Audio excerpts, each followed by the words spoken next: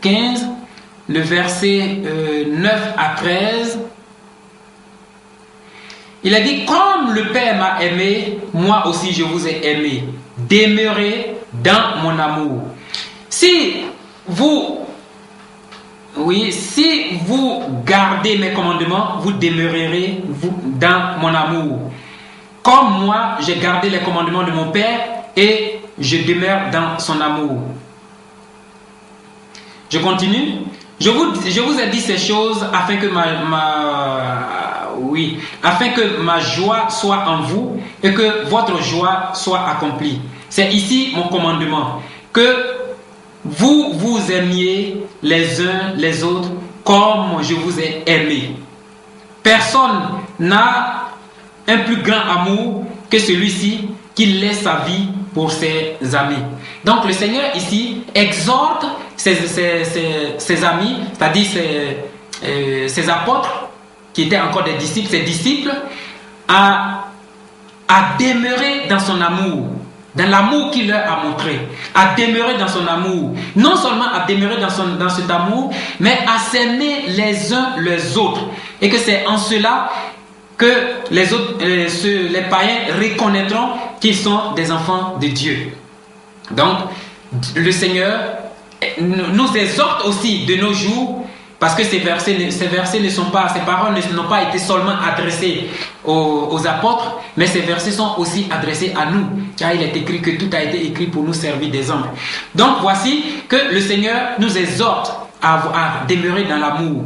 On peut prendre aussi d'autres versets comme Jean 13, verset 24, où le Seigneur dit aimez-vous les uns les autres. Comme Jean 14, au verset 23, qui dit que celui qui aime Dieu garde sa parole. Donc l'amour, c'est de garder la parole de Dieu. Donc c'est très important. Tu ne peux pas dire que tu aimes Dieu si tu ne gardes pas sa parole. Tu ne peux pas proclamer partout que tu es apôtre, ou que tu es évangéliste, ou pasteur, ou docteur, si tu n'as pas l'amour dans ton cœur. Si tu ne gardes pas l'amour de Dieu, si tu ne gardes pas ses paroles, si tu ne mets pas en application ses paroles, tu ne peux faire cela. Donc c'est très important. Le Seigneur l'a dit. Et c'est très important que nous marchions toujours dans cette voie. Nous pouvons avoir la puissance, la gloire, tout et tout. Mais si nous n'avons pas cet amour, il n'y a pas grand-chose. Ça ne représente pas grand-chose. Je reviendrai là-dessus lorsqu'on va lire d'autres versets qui vont expliquer cela. Ce que c'est l'amour devant Dieu. Donc maintenant, mais pour le moment ici, nous voyons les raisons. Nous voyons ici que l'amour est une raison. C'est la raison profonde qui amène Dieu à agir, qui amène Dieu à prendre des décisions, qui amène Dieu à envoyer son Fils, qui a amené le Fils à donner sa vie. Et ce Fils, il va communiquer cet amour à ses apôtres. Parce qu'il va leur donner une mission, celle d'évangéliser, celle de proclamer la bonne nouvelle. Donc, c'est très important que nous sachions cela. Donc, quand on voit dans Actes des Apôtres, toutes les actions de Paul ont été ponctuées par cet amour. Quelqu'un qui avait la haine des croyants, quelqu'un qui tuait, qui détruisait, mais lorsque le Seigneur va le saisir, lorsque le Seigneur va l'appeler, il va lui donner une chose, l'amour, la première des choses, l'amour pour son prochain. Il va lui donner l'amour pour son prochain. Et c'est cet amour, c'est avec cet amour qu'il va avoir la force de continuer malgré les souffrances, malgré les difficultés.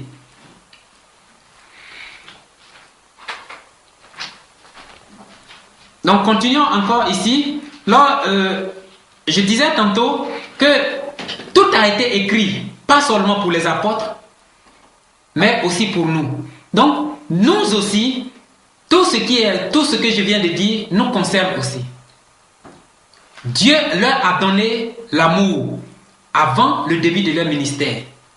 Quand Dieu appelle quelqu'un, Dieu donne l'amour à cette personne. Parce que sans amour, tu ne peux pas aimer les pécheurs. Sans l'amour, tu ne peux pas tenir devant les souffrances. Sans l'amour, tu ne peux pas, tu ne peux rien, tu ne pourras rien. Parce qu'il suffit seulement que des gens te contredisent, que tu vas commencer à maudire. Il suffit seulement que tu sois, que quelqu'un se lève contre toi, que tu vas commencer à proclamer des paroles contre cette personne, des paroles médisantes contre cette personne.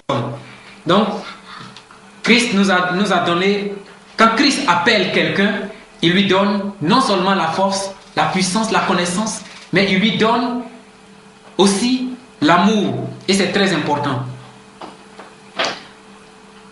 Lisons, prenons le verset Romains 8, verset 35 à 39.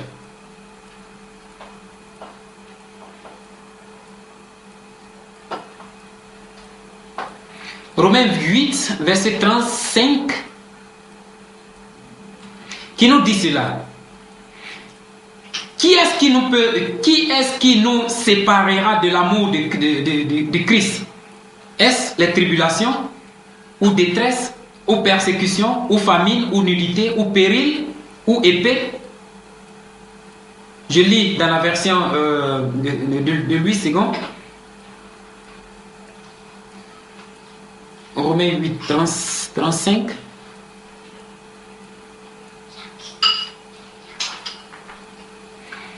Il a dit, qui nous séparera de l'amour de Christ? Sera-ce la tribulation, ou l'angoisse, ou la persécution, ou la faim, ou la nudité, ou le péril, ou l'épée? Avant de passer le temps dans ce verset, j'aimerais faire un constat. J'aimerais essayer de relever un peu ce qui se passe de nos jours. Voyons tout ce qui se passe sur Internet. Les discussions entre des partis soi-disant chrétiennes, des gens qui se lèvent contre d'autres, des pasteurs qui se lèvent contre d'autres. Il y a des pasteurs, il y a des gens qui traitent les autres parce que ces gens-là sont dans les erreurs. Ils les traitent de charlatans, ils les traitent de faux prophètes, ils ont du mépris pour eux, ils les traitent d'escrocs et de tout ce que vous savez.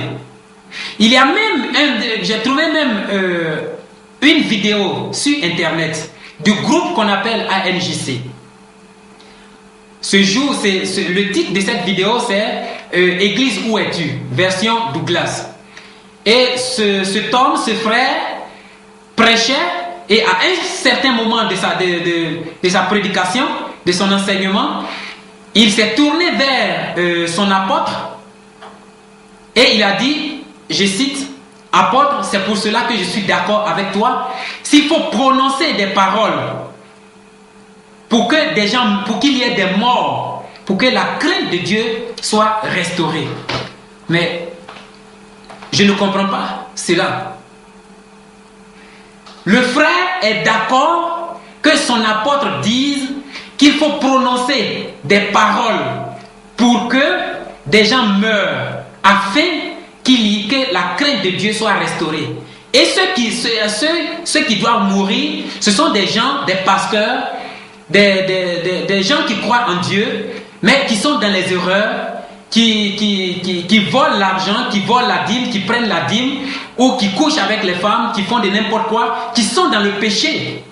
Et ce frère, avec son apôtre, veulent et sont d'accord qu'il faut prononcer des paroles contre cela, afin que même s'il y a des morts, mais ça serait bien parce que la crainte de Dieu sera restaurée. Parce que quand les gens vont voir